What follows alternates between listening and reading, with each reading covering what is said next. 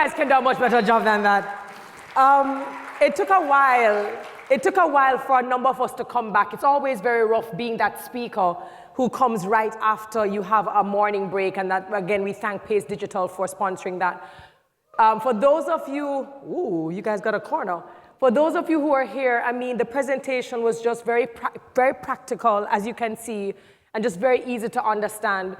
For me, my biggest takeaways was just simply, we have to start thinking and implementing smarter, right? We have to do things smartly. We have to think about doing things in an unconventional way. Something that he said near to the end was the comfort zone. People tell us to come out of our comfort zone all the time, but then what? What he said, yeah, you can come out of it, but it means that you now have to create a new comfort zone, and I really appreciated that perspective. As for the graphics, I thought they were a nice touch. Send nudes, that was very interesting, and of course the characters. We really, really appreciate it, and we thank him for also giving us a part of his journey. A lot of our speakers here are not just here to give you tips and business advice, but they're also here to inspire you with their journey. We want to thank MasterCard again for being our platinum sponsor, all of our sponsors and industry partners. We thank you for making this possible. I want to remind you that we have our deep dive sessions or our breakout sessions. They will be running concurrently. Check your app to ensure that you have chosen or selected the topic you find the most interesting. We have from AI to innovation in banking to digital transformation. So the island stage will change to Bathsheba. Right behind you, you see that little setup, that screen right there. That will be Baxter's Road, and then behind the partition, you will have Castle Road. So that gives you, that's the Castle stage. So that will give you an idea of where your deep dive sessions will take place. So that brings us to our very final presentation for the top of the morning before you break out into your sessions and you go to lunch. It is a pleasure to actually have this sit down with this particular person, and we're going to close off the session. He is a countrymate of mine, born in Spanish Town, Jamaica. Not only was he an academic, but he was also athletic, something that people don't seem to put together a lot of. He represented Jamaica under 17, under 20, and then when he considered doing football on like a professional level, he decided to study economics at Harvard. I mean, just Harvard. Nothing big to see here, right? But what is interesting is that he would take on his soccer and his track and field, and then he founded his first company while he was an undergraduate. Everybody say nerd. Nerd. Now with over 2 decades of experience in corporate finance, governance, business development, and principal investing, listen to this. Richard, as a seasoned entrepreneur and investor who has co-founded and led multiple successful ventures, 2 of these were scaled to billion-dollar enterprises. There were Zero Chaos, a global HR BPO that to 12,000 employees globally and 1.2 billion in revenues at exit. So we said nerd, and we're also going to say rich. And most recently, Project Black at Ariel Alternatives, a $1.4 billion private equity platform that aims to create the next gen of large, global, diverse suppliers to the Fortune 500. Matteo earlier said, stop chasing unicorns. Well, interestingly, our conversation is growing fintech unicorns, an ambitious vision for inclusive prosperity in the Caribbean. Ladies and gentlemen, put your hands together for the Richard Powell.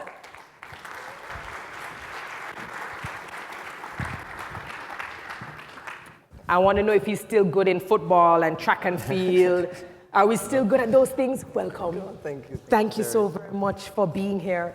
I just gave everyone a good idea of, who you are, but if you could just briefly tell us, based on the topic we're about to dive into, growing fintech, growing unicorns, what got you to this stage? Sure.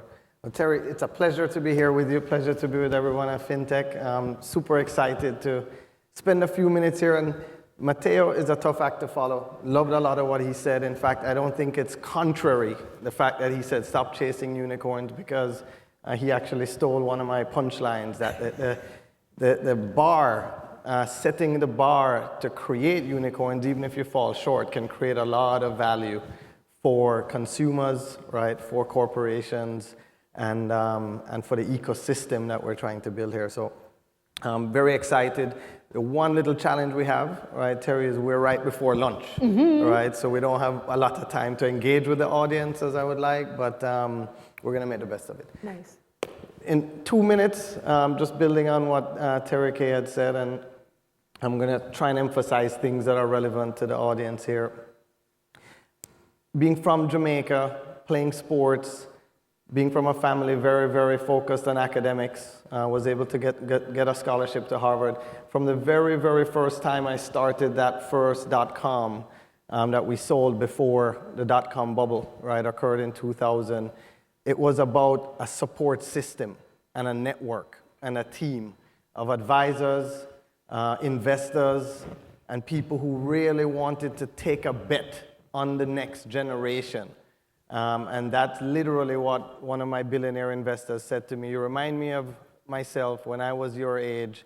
I want to take a bet because I'm long your stock over the next 10 or 20 years. And it really goes into some of the stuff that Matteo talked about. What can corporates do? What can governments do? What can the public sector do to encourage and spurn the ability to create jobs, the ability to transform, right, consumers' lives?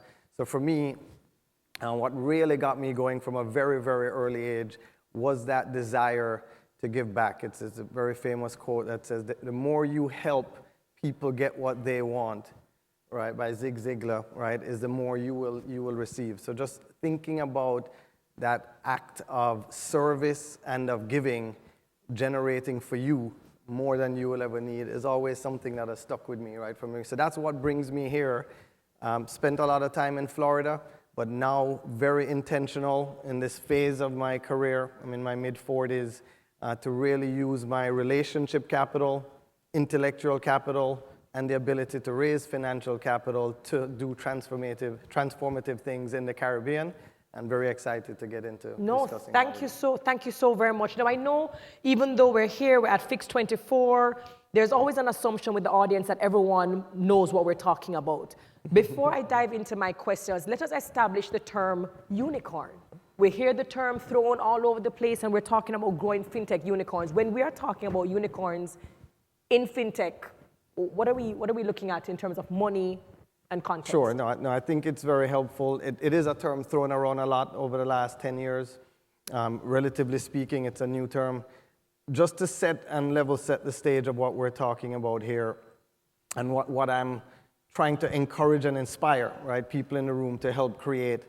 These businesses, the term unicorn technically means a business that has reached $1 billion in value, right? Could be private, right? Could be public. Eventually, they usually start private. But I want to really make sure that we decode and understand what a unicorn is. It's one of those terms that have been thrown around a lot, right? It's $1 billion enterprise value. Now, just to put that in context, there are a handful of companies, probably less than 10 in the entire Caribbean, hundreds of years old, that have that kind of value. There are probably a handful on the TSE, the Trinidad Stock Exchange, maybe one or two in Jamaica, right? That's a bold and ambitious vision, right? But we aim high, we set the bar for that standard, and we work back from there.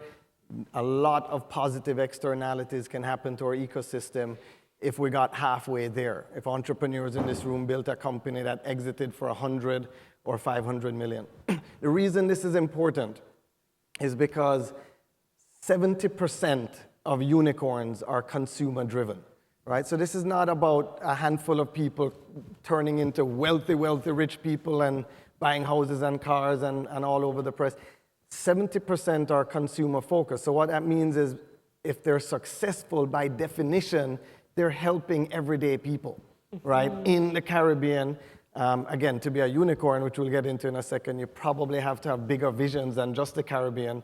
So are you building something with the Caribbean as an ecosystem to test it, to be able to grow it globally, as I know some of the entrepreneurs in the room are looking at doing, right, growing beyond the Caribbean. So 70% are consumer focused. That's why this topic is important. That's why that ambitious goal is important, because if we are successful in doing that, we are transforming the lives of everyday Bajans, Jamaicans, right, Haitians, Dominicans, Trinis, etc.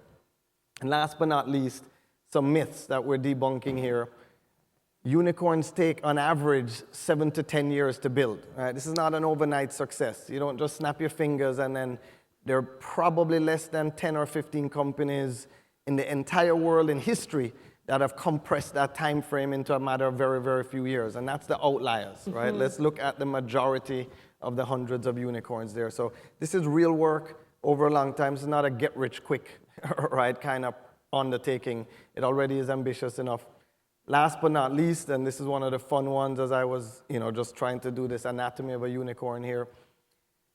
The average age of founders of startup unicorns is a lot older than you guys might think. I know this surprised me. It's in the mid-40s. Right? I still have a chance, guys. Okay. Right? It is not in the 20s. Right? The Mark Zuckerbergs of the world are outliers. Right? That's not, that's an outlier. In fact, you have people starting businesses in their 50s and 60s with a lot of relevant corporate experience that are achieving massive growth. So I hope that is inspiring, right, for people in the audience. That's the average age of founders. It was a little older than I even thought, right? I thought it was probably in the low 30s, et cetera. It's actually 42, right? 42 is the average age. So there's a lot older than that, a lot younger than that. So that's the profile of the type of companies that we're talking about. That has a lot of implications, just that statistic, on the corporates that are in the room. How are you assessing risk of the teams and the entrepreneurs that come to you? Are you balancing some of that youthful, can-do exuberance with practical experience, knowledge, networks, etc., right, as you're looking at which corporate sandboxes to build, right, to use Matteo's phrase. So in the interest of time, we'll just stop there, but that's starting to shape what that unicorn, right, looks like. And I appreciate that. So when we speak about the Caribbean, a lot of the times in these conferences, the conversation is, the Caribbean is awesome, stable government, nice history, great islands, real nice locations. It has all of these great things. But based on your experience, right, because we're talking about growing these unicorns, these fintech unicorns in the Caribbean, where are the opportunities and where do you see the gaps? And of course, that could be debunking other myths that we believe. Sure, no, that's a great question, and I'm long the Caribbean. I just want to say I'm a big fan of, and I think we all need to support the work that the organizers of this conference are doing. It's convenings like this that help to create the ecosystem that Matteo was talking about that helps to drive innovation and growth, right? So I look at it this way. I always try to think a little differently, in the words of the famous Steve Jobs, right? Think a little differently. Look at a challenge as an opportunity, right? Don't just see the challenge. And so people can disagree with the bullet points I'm about to make, but there's a perspective that says, if these things are right, how do we make it happen? Can we look at the Caribbean as not for all of what it's lacking and what it's failing, but what does it have? What does it have that inherently can be used to do things that have never been done before? The location of the Caribbean region, the ecosystem that Matteo is challenging us to build here, is very strategic, right? The influence of Africa, Europe, South America, and North America, it's a perfect location, right? Let alone adding to that the weather. COVID taught us that you don't actually need to be sitting in a cold, ugly building in New York, right, to work. And as a result of that, I think a lot more people these days, as we talk about attracting talent, would be very, very open, right, to relocating in the Caribbean as a place that they could be doing something world-changing, right, and world-dominant. I just hired 2 people, a Chinese girl and a Filipino girl, and they're in Vancouver right now and asking me, when can we open our Caribbean office, right? So the Caribbean as a region, close proximity to 4 very, very big markets, right? The innate cultural understanding we have of multiple markets that you'd be surprised a lot of US companies don't have. They try to expand into Mexico and they get it all wrong just across the border. These are some of the things we have to emphasize, and we have to be intentional in playing up, right, a little bit more. And last but not least, I'm sure I don't have to tell you this, the cost-effective nature of the Caribbean as in the BPO world and nearshore destination for the US is an advantage, right? Entrepreneurs in this room are building amazing companies that if they tried to do that in Silicon Valley would cost 10 times, right, to build the tech, right, and to hire the talent than they have. So let's focus and play up some of those advantages. Are there challenges with the Caribbean? Yes, obviously. The small local markets, right, that need to be looked at as a group to even have any relevance or scale. On markets. One of the statistics that caused me to be based in Florida in the beginning, before I could get to this point of now wanting to give back a lot to the Caribbean, is the entire Caribbean economy is added up is less than the Miami, Broward, Dade, Tri-County in just South Florida alone. All right, so just to put the size of markets in perspective. So yes, that is a real challenge, but guess what? Technology is an amazing equalizer to be able to minimize the effect, right, of that sort of weakness, if you will, or that shortcoming. And this touches again on something my former speaker just saying. There's a real lack of venture capital activity and risk-taking in the region, right? One of the things, and Matteo stole a little of my thunder that I'll get to in a second, is really challenging the existing corporate notion of risk, right? And what does it mean to really take a risk that might actually fail, but the board and senior leadership looks at that as a necessary part of innovation. Not trying to de-risk everything down to zero ability to lose money. By definition, you're not innovating. Bill Gates said it best, right? When new industries are born, right, like software, right, when he created Microsoft, like renewable energy, like AI, right, 90% of the investments that VCs make, they know are likely to just push the envelope but may not be as successful as they thought, but they do it for the 10% of companies out there that turn into Google and Apple and Amazon and change our lives. But why is that?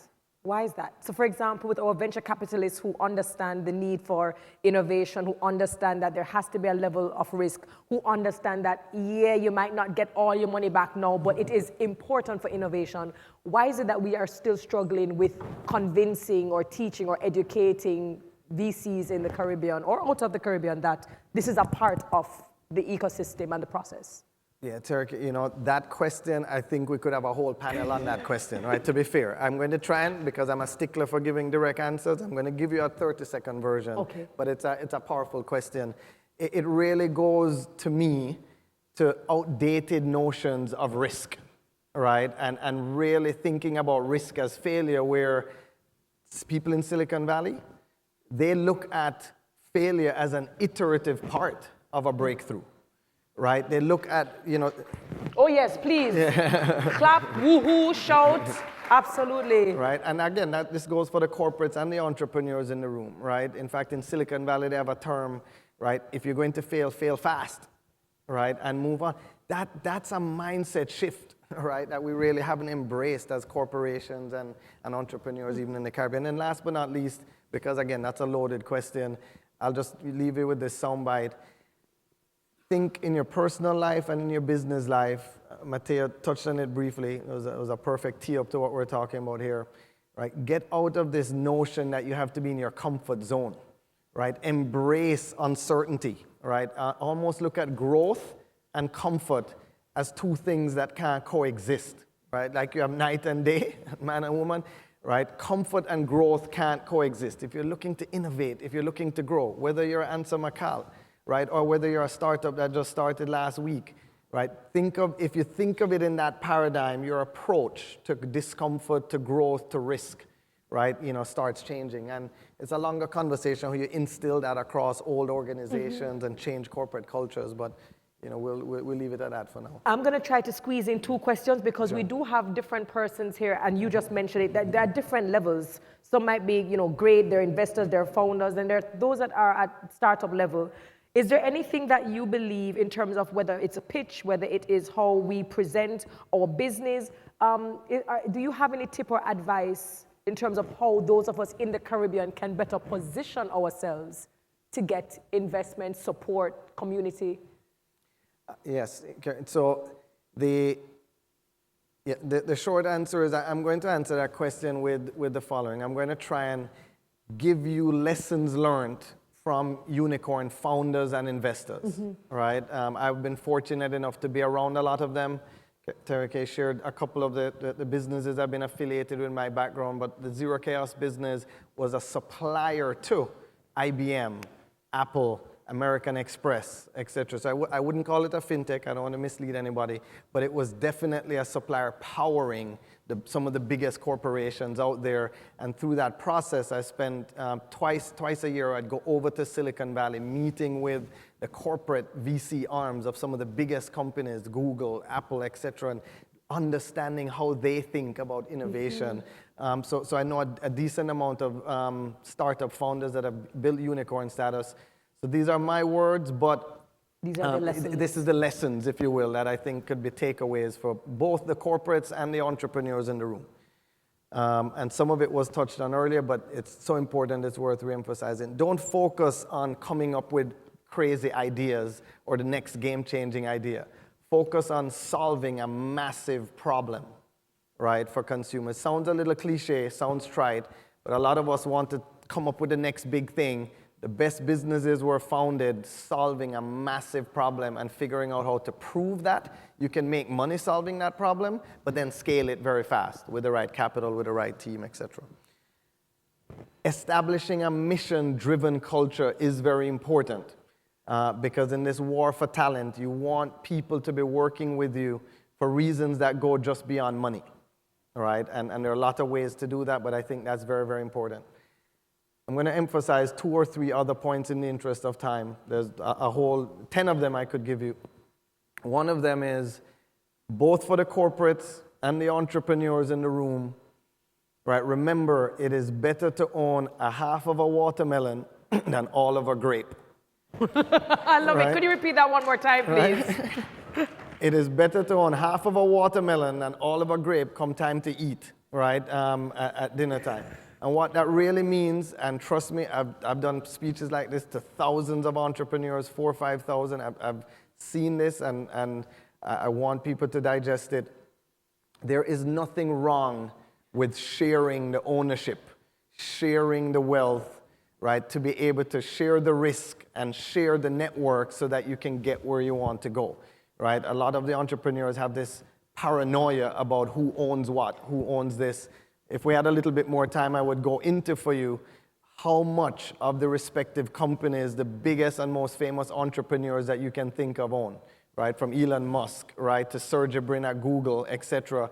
The short answer is, because of time, it is a lot less than you think. None of these entrepreneurs own 50% of their businesses. None of them even own 40 or 30% of their businesses, right? And I could literally give you the exact data and statistics. It's something I study. Sergey Brin and Larry Page from Google own 10% of that company. Think about that. Are you prepared to share in the value of the business? This is both for a corporation looking to innovate internally, and you need the right talent. Do you think of that entrepreneur as a hired gun, or do you think of them as a partner, right? As you look to build that sandbox that Matteo was talking about, you as the entrepreneur, do you look at the corporate as the necessary devil and evil, right? Or do you look at them as the partner that is going to help you to build something that creates massive value for yourself and for the community, right? So change that notion about what it is to own, right, versus collaborate. That's the new paradigm, a little bit of what Matteo was talking about. And last but not least, I'll say this one a little controversially. You have to understand how to evolve as a leader. And this is very, very important, both, again, for the corporates in the room and the entrepreneurs. When that business starts, and this is counterintuitive, but this is from a book on this topic called Blitzscaling by Reid Hoffman, the founder of LinkedIn. Very, very good book. It literally is one of the books talking about, right, how people in Silicon Valley repeatedly create unicorns. And one of the counterintuitive concepts he says is hire for right now. Don't hire for the perfect person in the next 5 to 10 years. You as an entrepreneur, you as the corporate executive seeding this idea, are you prepared that the team has to innovate? And where you are now, you might not need to be in that role in 5 years. There might be a better role for you. The strategy of the business needs to iterate versus thinking you need to figure it all out for the next 3 to 5 years, right? And a business model may even need to innovate. So how are you embracing that evolution and that change is the last idea I would leave you with. Be very open. trust me, an investor wants to know that you're self-aware to realize that in 5 years, if this thing is super successful, you might not be in the exact role you are now. You might not be the best CEO. Correct. You could be the chief evangelist of the company, right? If you're the corporation, do you care if a young entrepreneur is getting a little bit of the press when that business is helping to innovate for your hundreds of thousands of customers, right? Across the region. So think differently about evolution and adapting on this potential journey. Titles and positions. That is. Do you want more? Unfortunately, we've actually come to the end of it. But that was my idea of saying that I wish we could have had more time with this. I'm hoping that the next time we see you, you'll be doing a full presentation, simply because I get the feeling just so much knowledge, so much practicality, so many examples in a very nice and digestible manner that I think a lot of us were able to understand, whether you were on one side of the spectrum or another. So I'm going to put in a petition for Richard Powell, and I'm sure I'll get your backing on it to absolutely do another presentation such as this. I've learned quite a lot, and he's given us a lot of food for thought in redefining and reframing a lot of things that we do currently. Fix24, FinTech Islands, put your hands together for Richard Powell. Thank you. You are amazing. And I just